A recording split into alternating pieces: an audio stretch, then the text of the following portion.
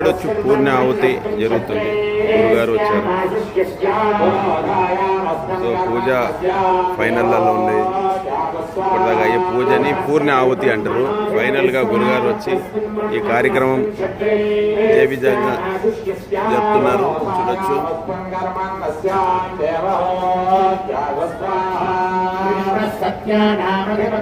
శ్రీ శ్రీ శ్రీ నిమిషాంబికాదేవి ఆలయంలో అయ్యే కార్యక్రమంలో ఇది 3వ రోజు కార్యక్రమం.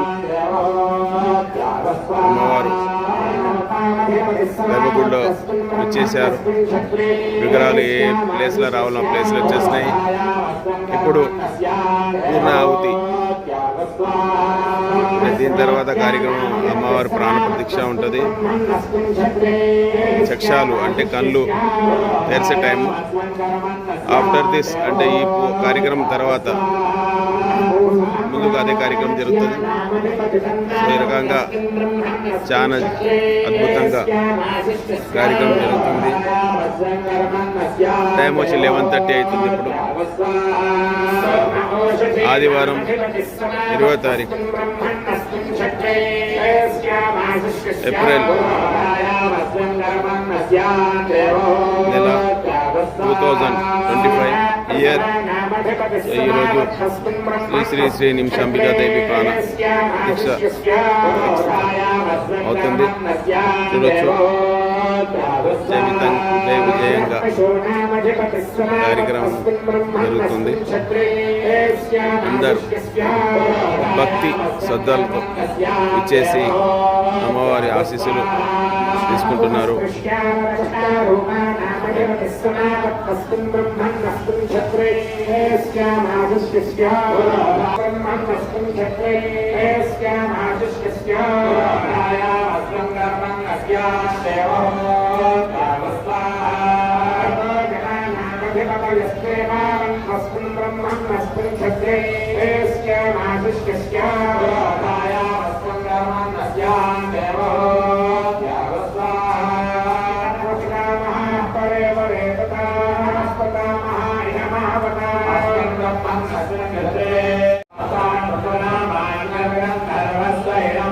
పూర్ణ ఆహుతి జరుగుతుంది శ్రీ శ్రీ శ్రీ నిమిషాంబికాదేవి ఆలయంలో.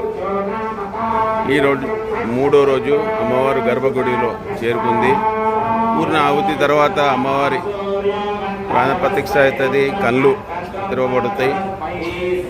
సో ఈరోజు ఆదివారం 20వ తారీఖు 2025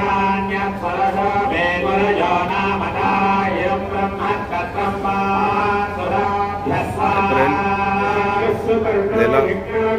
సో చూడొచ్చు. చాలా అద్భుతంగా విజయంగా అమ్మవారు పూజలు జరుగుతున్నాయి. బోరబండ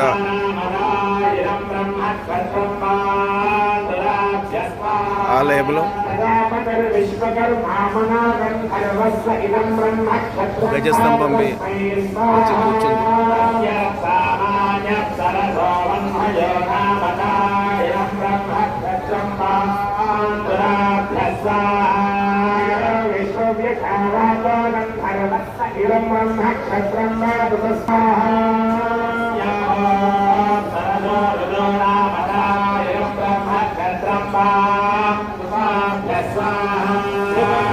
విద్యాబుద్ధులు చక్కగా నేర్పుతూ మా అందరి పట్ల అపరిమితమైనటువంటి వాత్సల్యాన్ని ఎప్పుడు చూసినా ఎప్పుడు పలకరించినా ముందు వారే పలకరించి ఎలా ఉన్నామని అడిగి యోగక్షేమాలు ఇంట్లో వాళ్ళందరి గురించి తెలుసుకున్న తర్వాతే మా గురువు గారు మాట్లాడడం ఇప్పటిదాకా మేమంతా కూడా చూసినటువంటి విశేషం.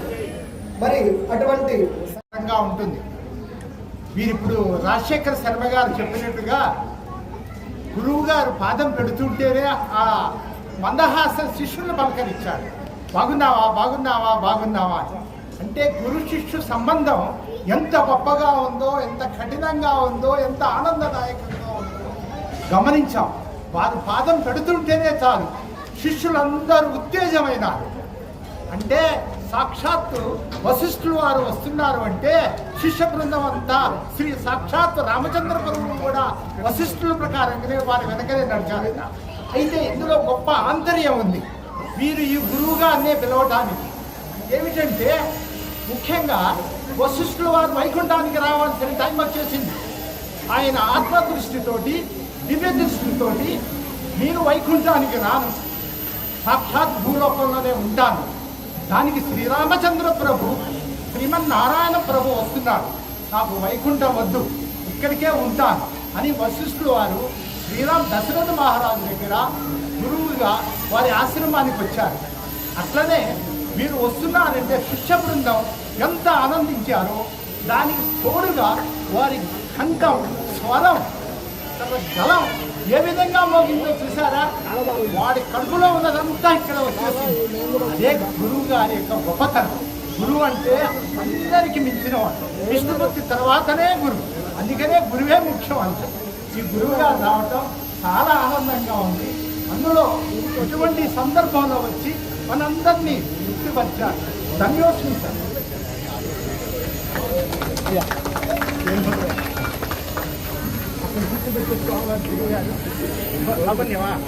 అనుగ్రహ భాషలు ఇస్తారు, వినాలి. దీనికి మూలస్థానం ఏమిటి అంటే మన దేవాలయాల్లోకి వచ్చి ఓం నమ శివాయ అని కానీ శ్రీమాత్రే నమః అని కానీ ఓం నారాయణాయ నమః అని కానీ మీ ఇష్టం ఏది వచ్చినా కలలు జపమే అన్నమాట. కలియుగంలో ఎంతైతే మనం జపం చేస్తామో వాళ్ళకి మనకి మోక్ష ప్రాప్తి కలుగుతుంది. పూర్వం అందరూ కూడా చక్కగా మంటలోపాసనం చేశారు, తర్వాత చక్కగా ఇవన్నీ కూడా చేశారు. ఏది ఏమైనప్పటికీ కూడా తక్కువలో మన మోక్షాన్ని పొందడానికి కలియుగంలో పరమేశ్వరుడు వాడు మనకి నామాలు నమస్తుగాయ కూడా గుళ్ళో తెలుసుకున్నటువంటి ఒక సహస్రం చేసినటువంటి ఫలితం వస్తుంది. కాబట్టి చక్కగా ఈ ప్రతిష్టా కార్యక్రమాలు అత్యంత వైభవంగా చేసినటువంటి మీ అందరికీ కూడా అమ్మవారి యొక్క అనుగ్రహం సర్వకాల సర్వాత్మకి పరిపూర్ణమైనటువంటి ఆరోగ్యాన్ని ఇవ్వాలని అమ్మవారిని కూడా ప్రార్థిస్తూ మీ అందరికీ కూడా నా హృదయపూర్వకమైనటువంటి ఆశీర్వచనములు తెలియజేస్తున్నాం.